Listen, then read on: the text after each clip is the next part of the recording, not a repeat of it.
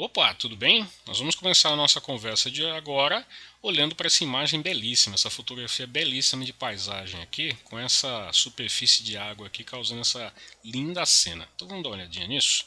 Observe que você tem aqui montanhas ao fundo, vegetação na parte frontal, tem umas torres aqui, ó, provavelmente de eletricidade, e esse lago aqui na frente, nesse dia ensolarado, causando essa reflexão linda aqui nessa superfície da água e mostrando essa cena belíssima com essa simetria tão perfeita que a gente está vendo aqui. Essa é uma característica fundamental da reflexão da luz, que é o que a gente vai estudar daqui para frente, ok? A gente costuma chamar essa massa d'água, inclusive, apropriadamente, de espelho d'água.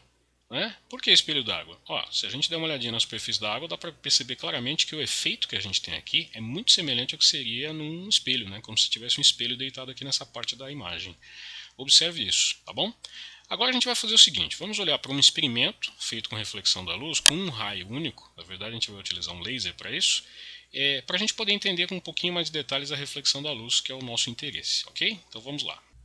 Então vejamos, aqui a gente tem uma fotografia mostrando a realização de um experimento, onde a gente tem um equipamento laser, a luz do laser sai aqui em linha reta, atinge essa superfície e faz essa trajetória de saída aqui. Bom, vamos começar a identificar algumas coisas nessa figura. Primeiramente, quando a gente tem aqui essa superfície onde a luz vai incidir, a gente pode dizer que aqui do lado de cima é meio A, aqui embaixo é o meio B. Tá? Observe que a luz que chega nessa superfície, ela incide nessa superfície e ela faz essa trajetória de saída permanecendo sempre no mesmo meio. Essa é uma característica fundamental da reflexão da luz, ok? Observe também nessa figura, deixa eu mudar a cor da caneta aqui, a gente tem aqui uma reta do 0 graus que é perpendicular a essa superfície. Essa reta aqui, que é chamada de reta normal, vai ser a nossa referência para a gente poder acompanhar a entrada e a saída da luz. E a gente pode inclusive medir ângulos aqui. Esse aqui é o ângulo de incidência e esse aqui é o ângulo de reflexão. Tá? Observe que o ângulo de incidência e reflexão são sempre tomados entre os raios, que é esse daqui, raio incidente, e o raio refletido, e a reta normal sempre, não entre esses raios e a superfície.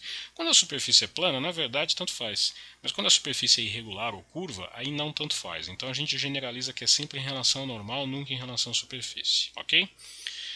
Esse fenômeno aqui ele obedece basicamente a duas leis. Existe uma primeira lei, que é a chamada primeira lei da reflexão, que diz o seguinte: o ângulo de incidência e o ângulo de reflexão têm sempre a mesma medida. Em linguagem matemática, a gente diz que eles são congruentes. Tá? Existe uma segunda lei que fala o seguinte: o raio incidente, né, o raio de chegada da luz, o raio refletido, né, a saída da luz, e essa reta normal estão sempre no mesmo plano. Tá? Estão no mesmo plano, ok? Essas são as duas leis da reflexão. Embora a segunda lei, na verdade, valha mais quando a gente está fazendo trabalhos em ótica tridimensional, que aí sim você precisa primeiro localizar o plano para depois localizar os ângulos. Como no nosso caso a gente trabalha sempre no plano, essa segunda lei acaba sendo automaticamente respeitada e a primeira lei acaba sendo a mais evidente, tá bom? Só que tem um detalhe, a gente não costuma trabalhar com fotografias, com imagens dessa maneira, a gente usa esquemas geométricos para facilitar o nosso trabalho, tá? Então eu vou trazer o nosso esquema geométrico aqui do lado para a gente verificar essas informações novamente. Então vamos lá? Muito bem, aqui está o nosso esquema. Né? Então vamos representar novamente. A gente tem aqui a reta normal, o raio incidente, o raio refletido. Tá? E, opa, cadê aqui o raio incidente? O raio incidente e o raio refletido. E, peraí, deixa eu pegar minha borrachinha, que apareceu duas vezes aqui, não tem necessidade. Tá? Aqui nós temos o ângulo de incidência e o ângulo de reflexão. Lembrando que esses ângulos têm sempre a mesma medida.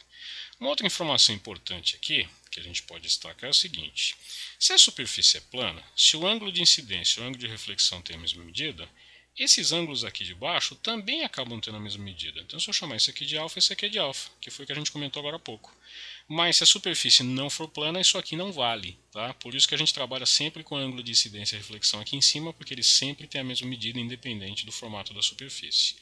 Uma outra informação importante é que se eu pegar a trajetória inicial do raio, que era essa, né, eu vou apagar essa informação aqui para limpar um pouquinho a nossa área, está aqui.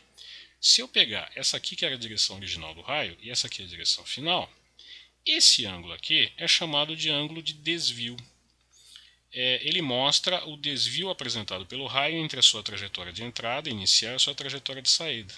E observe que esse ângulo de desvio ele tem a mesma medida desse ângulo alfa aqui, só que dobrado, né? Porque se você olhar para essa imagem, esse alfa aqui, deixa eu pegar a canetinha, ele está aqui também, né? São opostos pelo vértice, só que esse aqui também era alfa, lembra? Então esses dois ângulos acabam tendo a mesma medida e, portanto, esse delta aqui acaba tendo o dobro do valor do alfa nessa imagem aqui, tá? E o ângulo de desvio é uma medida importante nesse fenômeno, ok?